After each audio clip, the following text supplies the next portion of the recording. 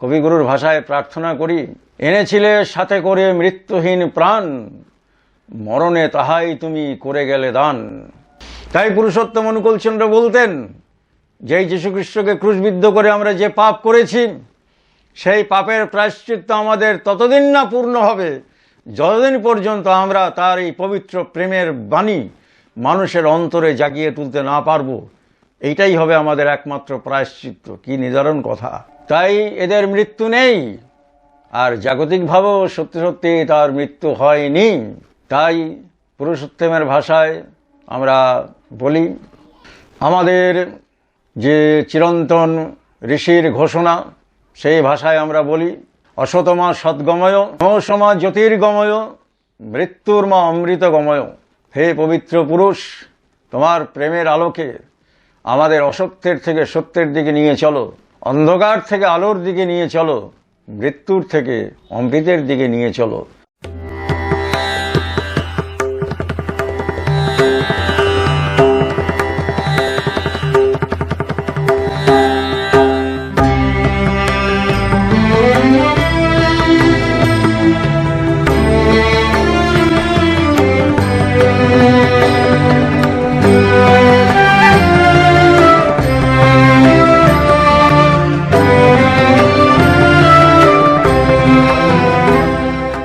তিনি যখন রাস্তা দিয়ে চলতেন, তার প্রথম শিষ্য কিন্তু ওই জেলেরা, মাছ ধরার জেলে।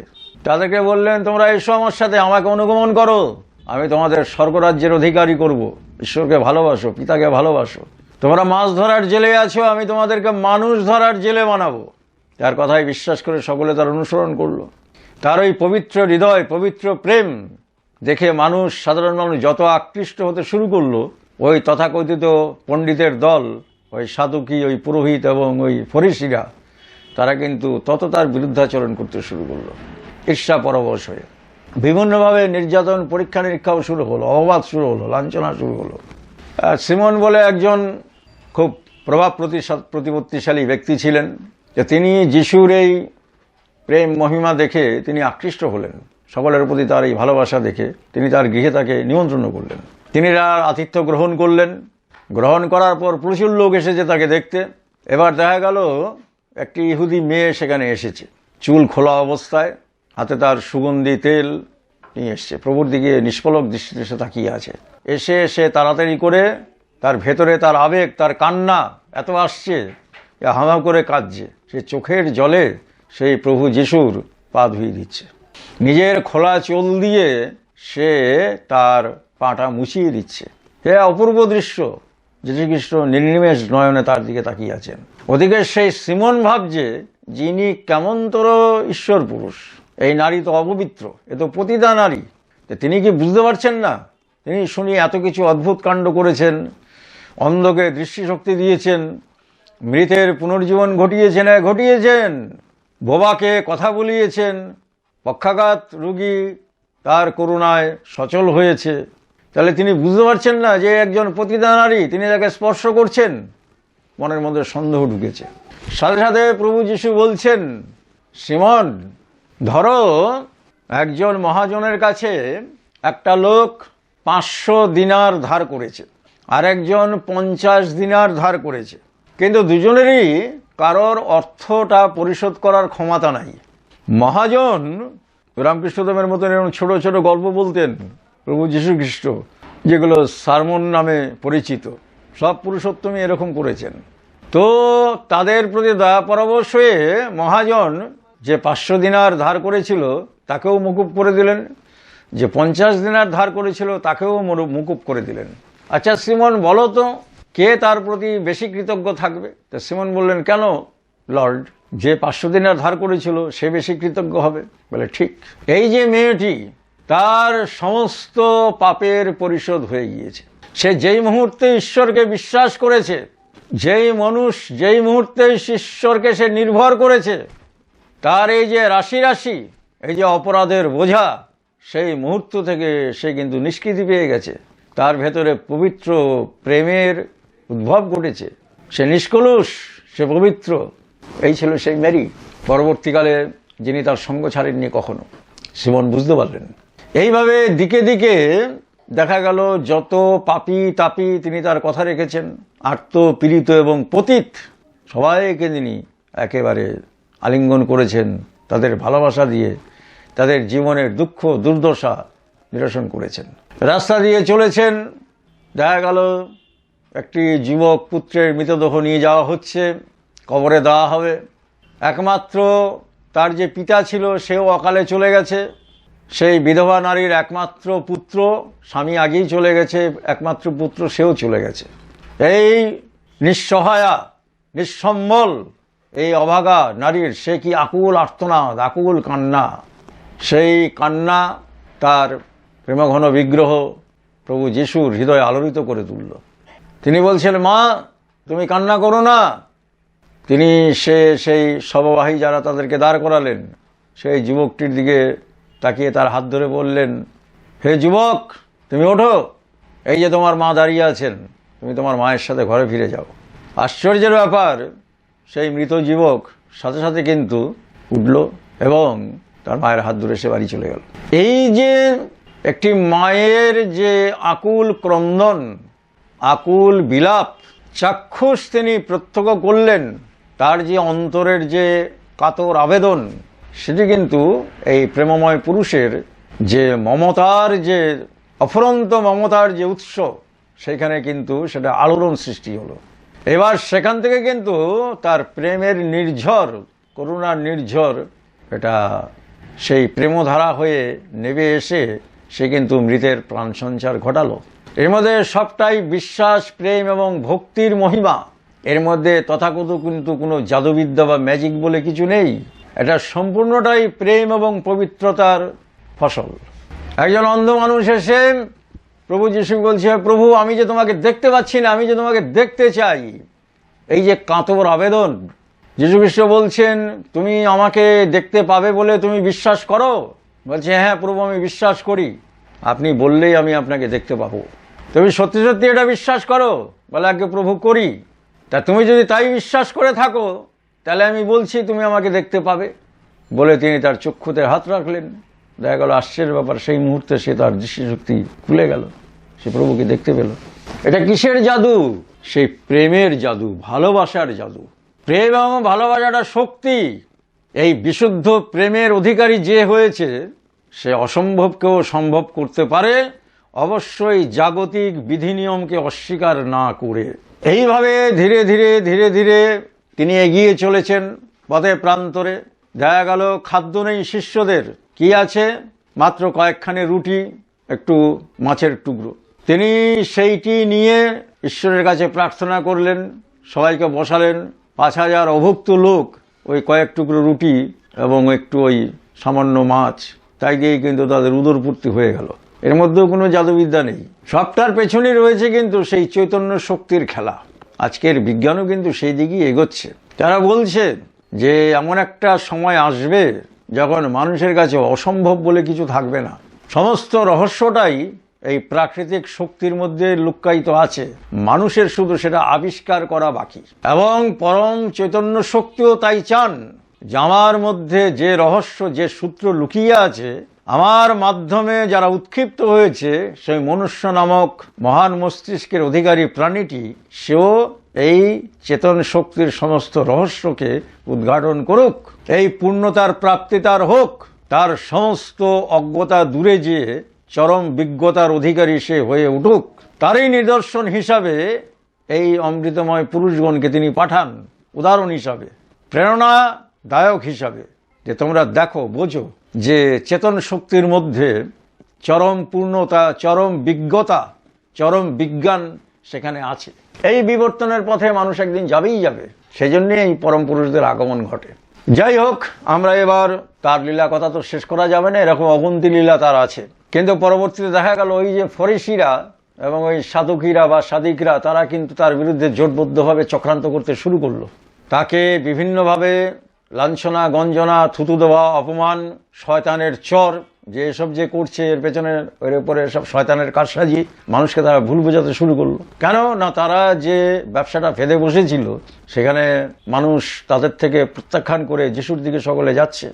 তার ওই প্রেম ভালোবাসার আকর্ষণে সবাই যাচ্ছে। সুতরাং তারা ঠিক করলো যে এই মানুষকে বাঁচিয়ে রাখা যাবে না।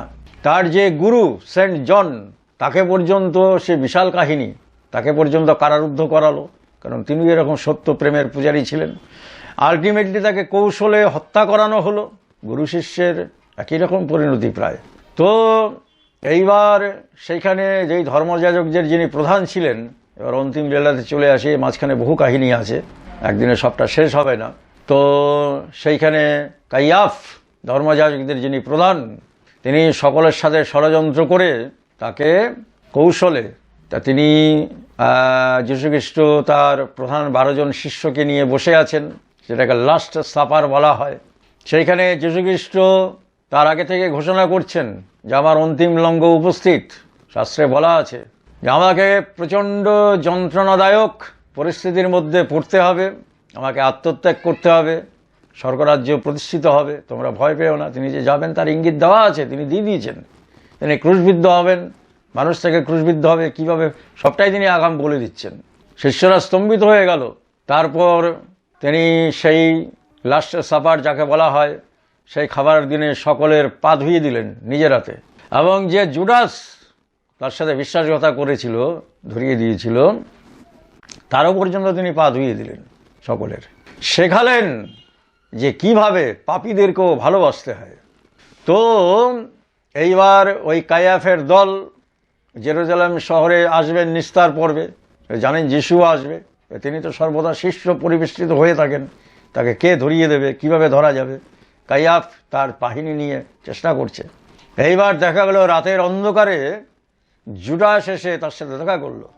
কাইয়াফকে বলল যে আমি যিশুরই শিষ্য, আমি তাকে আপনাদের হাতে তুলে দিতে পারি, তো বিনিময়ে আপনি কি দেবেন?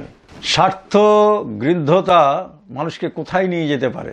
জুডাস প্রথমে ভেবেছিল যে যিশু তো একদিন, সে তার বুদ্ধিমতো ভেবেছিল বৃত্তি অনুযায়ী, যে উনি তো একদিন এই সকল কিছুর রাজা হবেন, এই জুডিয়ার রাজা হয়ে বসবেন, বেথলেহেম সব কিছুর রাজা হয়ে বসবেন। তাহলে উনি যদি রাজা হন, তাহলে আমি তার আশেপাশে একজন গণ্যমান্য পার্শ্বদ হিসাবে থাকবো, আর আমিও ওই সাম্রাজ্যের যা কিছু ক্ষীর মাখন আছে সব উপভোগ করব। এবার জুডাস যখন দেখলেন যে আরে উনি তো সেই রাজা হতে আসেননি, উনি তো মানুষের হৃদয়ের রাজা হতে এসেছেন, হৃদয় রাজ্যের অধীশ্বর হতে এসেছেন, তো জুডাস দেখলো যে এই রাজার অধীনস্থ হয়ে লাভ নেই, তার বদলে আমি যদি কাইয়াফের দলে যোগ দিই, তাহলে আমি কিছু যেগুলো পেতে চাইছি সেগুলো আমি পাবো। তো সেখানে কাইয়াফকে যখন বলল যে আমি তাকে আপনাদের হাতে তুলে দেবো, বলছে আমরা তাকে বুঝবো কি করে? বলে আমি যখন যে তাকে চুম্বন করব, যাকে চুম্বন করব আপনারা তাকে ধরবেন, তাই এর জন্য আপনারা আমাকে কি দেবেন? তখন সেই আমলের 30টা দিনার স্বর্ণমুদ্রা, 30টা দিনার হলো। এবং কিন্তু জুডাস আরও বেশি আশা করেছিল, কিন্তু ও দেখলো যে এদের বিরুদ্ধে আর কথা বলে লাভ নেই, এদের খপ্পরে পড়ে গেছে ও। এবার এদের কথা যদি না শোনে, তাহলে এরাই ওকে মেরে দেবে।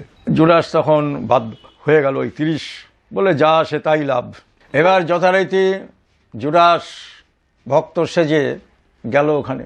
এবার যখন পাটা ধোয়ানো হচ্ছে, তখন যীশু খ্রিস্ট সবাইকে বলছেন তোমরা সকলে প্রস্তুত হও, আমার কিন্তু এবার বিদায় লগ্ন উপস্থিত। তো বলছে সে কি প্রভু?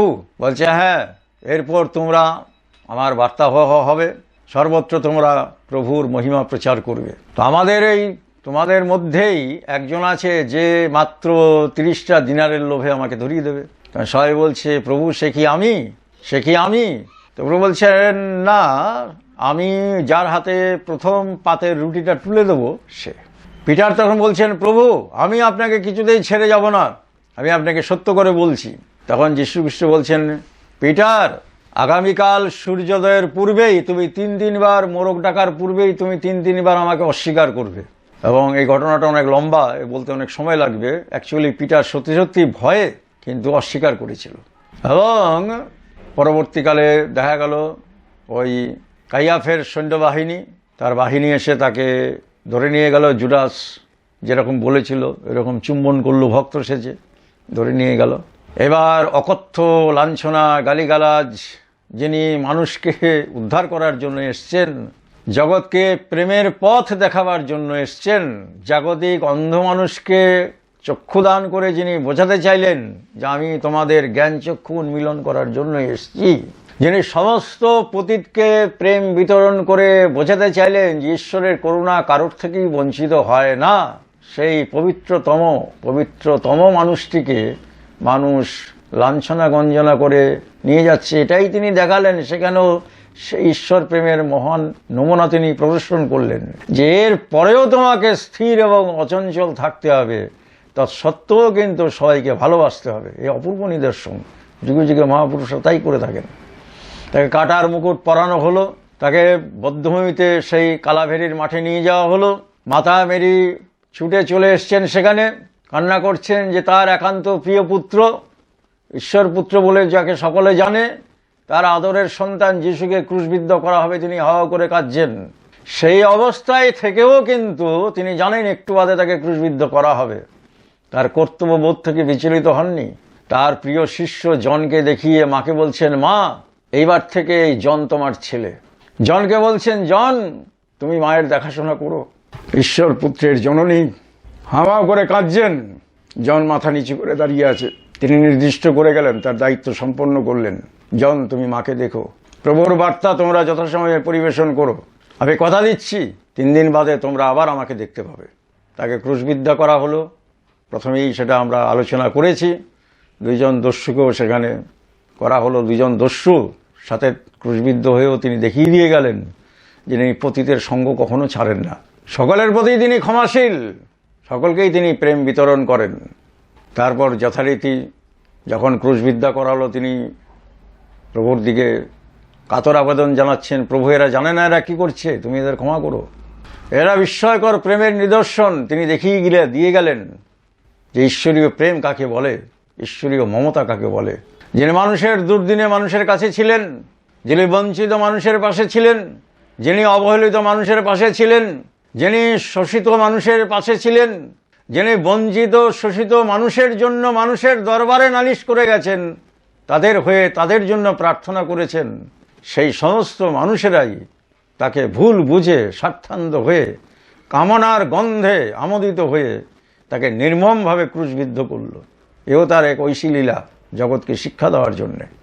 তাই পুরুষোত্তম অনুকূলচন্দ্র বলতেন, যেই যীশুখ্রিস্টকে ক্রুশবিদ্ধ করে আমরা যে পাপ করেছি, সেই পাপের প্রায়শ্চিত্ত আমাদের ততদিন না পূর্ণ হবে যতদিন পর্যন্ত আমরা তার এই পবিত্র প্রেমের বাণী মানুষের অন্তরে জাগিয়ে তুলতে না পারব। এইটাই হবে আমাদের একমাত্র প্রায়শ্চিত্ত। কি নিদারুণ কথা! সব শিয়ালের একরা, যুগে যুগে সব পুরুষোত্তমরা একই কথা বলেন। তারপর তার সেই অন্তিম লগ্ন উপস্থিত, তাকে নিষ্ঠুরভাবে ক্রুশবিদ্ধ করা হলো। তিনি 3 দিনের মাথায় পুরো পুনরুত্থান করলেন, সবাইকে দেখা দিলেন।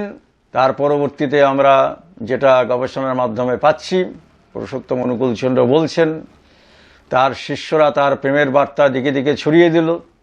তার নির্দেশ অনুযায়ী ভারতবর্ষেও তারা এসেছিলেন এবং প্রভু যিশু তিব্বত হয়ে এবং ভারতবর্ষের কাশ্মীরে পা রেখেছিলেন। এটা গবেষণাতে পাওয়া যাচ্ছে, পুরুষোত্তম অনুকূলচন্দ্র সেটাও বলেছেন।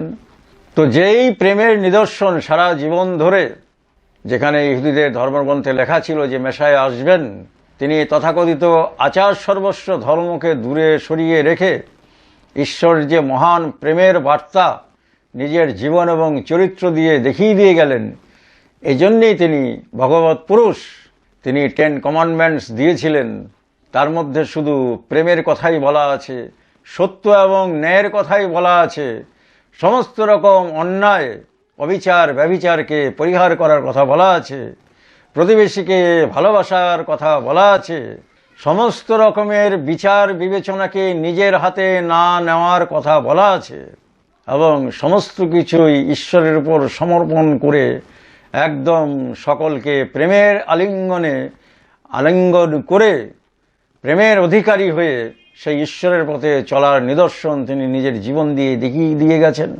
সেই ঈশ্বর পুরুষের এই আবির্ভাব দিবসে কবিগুরুর ভাষায় প্রার্থনা করি, এনেছিলে সাথে করে মৃত্যুহীন প্রাণ, মরণে তাহাই তুমি করে গেলে দান।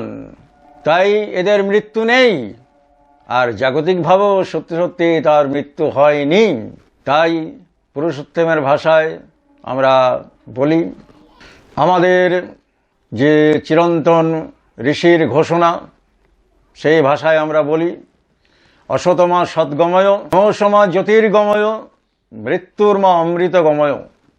হে পবিত্র পুরুষ, তোমার প্রেমের আলোকে আমাদের অসত্যের থেকে সত্যের দিকে নিয়ে চলো, অন্ধকার থেকে আলোর দিকে নিয়ে চলো, মৃত্যুর থেকে অমৃতের দিকে নিয়ে চলো। আর এই প্রেমই হচ্ছে অমৃত। এই প্রেম মানুষকে মৃত সঞ্জীবনী মন্ত্র দান করে। এই প্রেম সুধা পান করে আমরা সকলেই যেন সেই অমৃতময় পুরুষের দেখানো পথ অনুসরণ করে এবং যুগে যুগে বার্তাবাহী পরম পুরুষগণ যে সেই একই প্রেমের পথ দেখিয়ে দিয়ে গেছেন, এই তত্ত্ব অনুধাবন করে আমরা যাতে সেই মহান প্রেমের অধিকারী হয়ে এই পৃথিবীটাকে স্বর্গোদ্যান করে তুলতে পারি, ঈশ্বরের বাগান করে তুলতে পারি, এই প্রার্থনা প্রেমময়ের চরণে নিবেদন করে এই ক্ষুদ্র সংলাপ গঙ্গা জলে গঙ্গা পুজো তারই চরণে নিবেদন করে আমি ধন্য এবং কৃতার্থ হলাম এবং সকলের জন্য এই মঙ্গল প্রার্থনা করে এই আলোচনাটা এখানেই শেষ করলাম। জয় গুরু, বন্দে পুরুষোত্তম। ভারতের উন্নতি, বিশ্বের উন্নতি, বিশ্বের কল্যাণ নির্ভর করছে সৎসঙ্গের উপর। তাই আমার জ্বালাটা যাদের পেয়ে বসেছে তারাই এই কাজ করতে পারবে। পরমপিতা ছাড়া যার জীবনে দ্বিতীয় কোনো উদ্দেশ্য নেই, দ্বিতীয় কোনো চাহিদা নেই, এই কাজ একমাত্র তারাই করতে পারবে। বলছেন দেশ বিদেশের বহু শক্তিধর পুরুষরা তোমাদের সঙ্গ পাওয়ার জন্য ব্যাকুল হয়ে উঠবে। বলছে তিলোত্তমার মতো সুন্দরীরা তোমাদের পায়েও পড়তে পারে, কিন্তু একমাত্র সেই এই কাজ করতে পারবে যারা পরমপিতার জন্য পাগল। যেমন কিশোরীমোহন এক জায়গায় বলেছিলেন যে সবাইকে ভূতে পায়, আমাকে ঠাকুরে পেয়েছে।